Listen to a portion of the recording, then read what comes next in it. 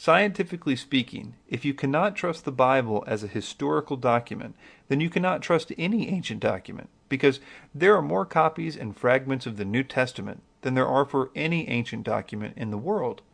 If you look at this chart, which lists the ancient texts with the most copies in existence, you will notice that the New Testament tops the list with 5,600 copies. Coming in second, you have Homer's Iliad with 643. And third is Sophocles with 193. And you can see that it's pretty much downhill from there. In fact, most documents have about 10 or less copies. The next factor that plays a role in the science of textual criticism is the time between when the document was originally written and when the first copies we have of it are. The New Testament again ranks number one of all known ancient texts, with a gap of less than a generation, about 30 or 40 years. And again, Homer's Iliad comes in second, but it has a whopping 500 years between the time that it was originally written and the time that we have the first copy. You can see that with all the other ancient texts, this gap is pretty significant. In fact, there's an average of about 1,100 years between the time that these texts were written and the time that we have the first copies. The next, and probably the most important data point in textual criticism, is the question, do these copies agree with one another? That is, do they all say the same things? And you can again see on this graph that the Bible comes in number one at 99.5% agreement between these texts. And as a side note, the other half of 1% is simple spelling errors and other minor things that don't even affect any part of the narrative. For example, instead of saying Jesus, a variation might say Jesus Christ. To put this in perspective, let's say you have 5 handwritten letters, and they all agree with one another. That would not be too amazing. But the more copies of that letter that there are in existence, the more impressive it is that they do not differ from one another. Now, when you consider that the New Testament has 5,600 copies in existence, the most of any ancient document in the entire world, the fact that all of them agree with such precision is more than impressive. It's totally amazing. And this is also answering the objection that people often say, hasn't the Bible been rewritten so many times that we can't trust it anymore? People make this claim because they're not aware of how the Bible was translated. An author, Matt Slick from carm.org, said the following of this objection. This is a common misconception. Some people think that the Bible was written in one language, translated to another language, and then translated into yet another, and so on, until it was finally translated into English. The complaint is that since, in this scenario, it was written so many times in different languages throughout history, it must have become corrupted. The telephone analogy is often used as an illustration. It goes like this. One person tells another person a sentence, who then tells another person, who tells yet another person, and so on, until the last person hears a sentence that has little or nothing to do with the original one.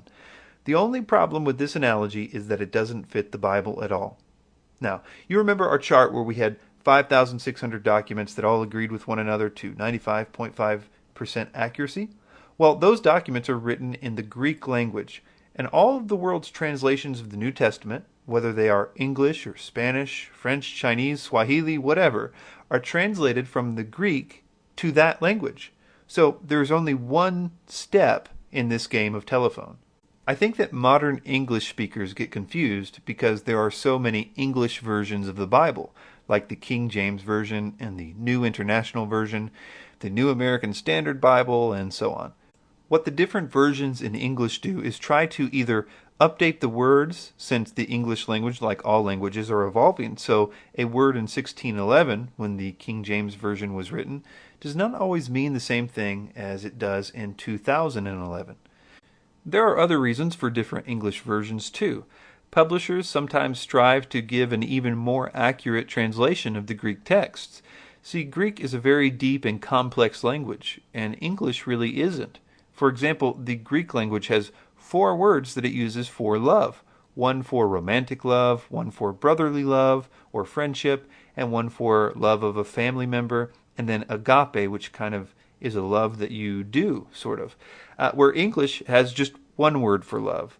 So, yeah, sometimes different Bible versions will try to make a clearer picture of what the Greek language is trying to say. But we can always track that and we can always test them because there are concordances available and lexicons and other things where we can test what they've actually translated it as.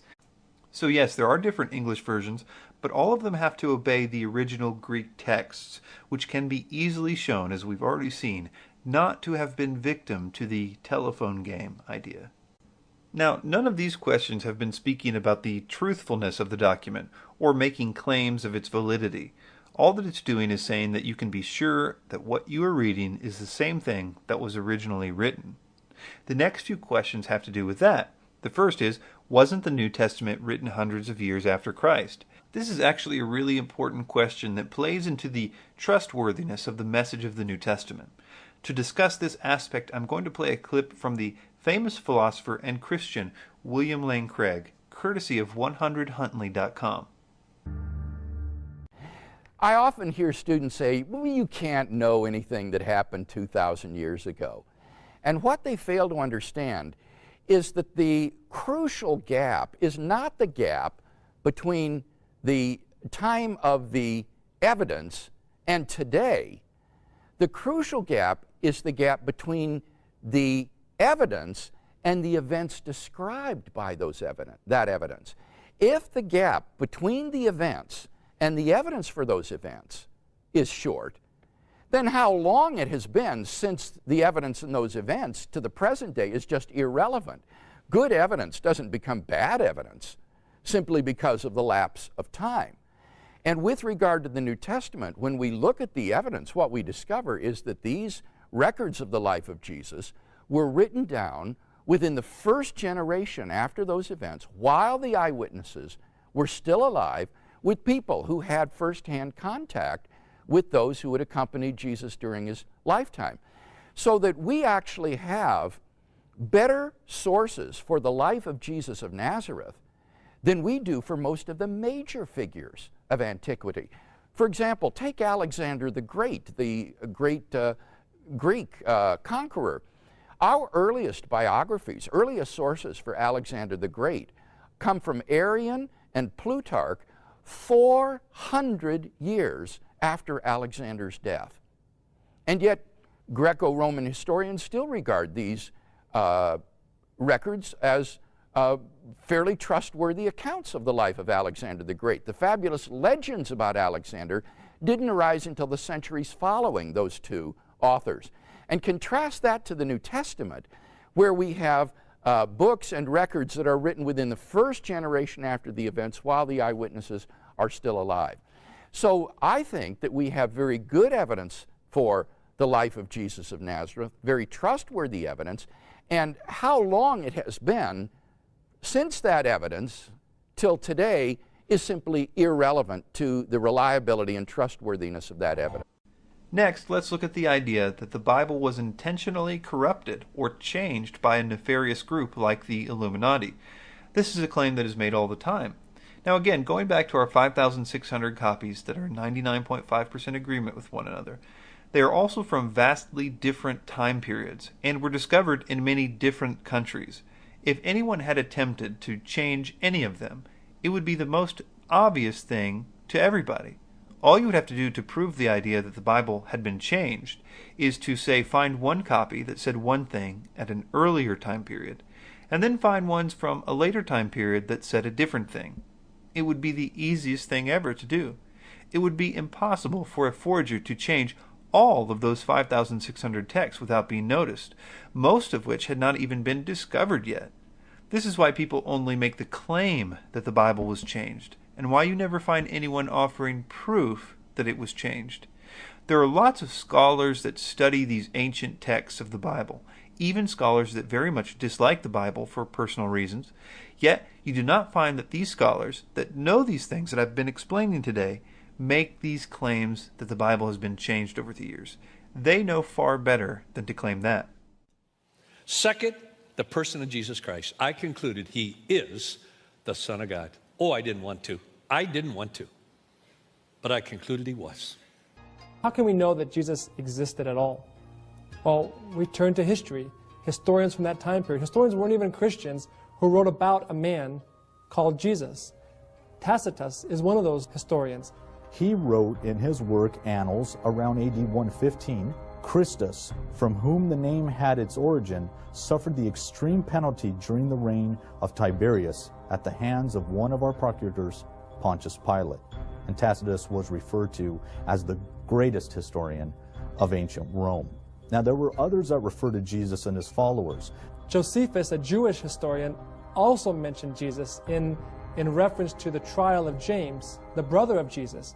In his work Antiquities, which was only written about 60 years after Jesus died, about between AD 90 and 95, he wrote, "So he assembled the Sanhedrin of judges and brought before them the brother of Jesus, who is called Christ."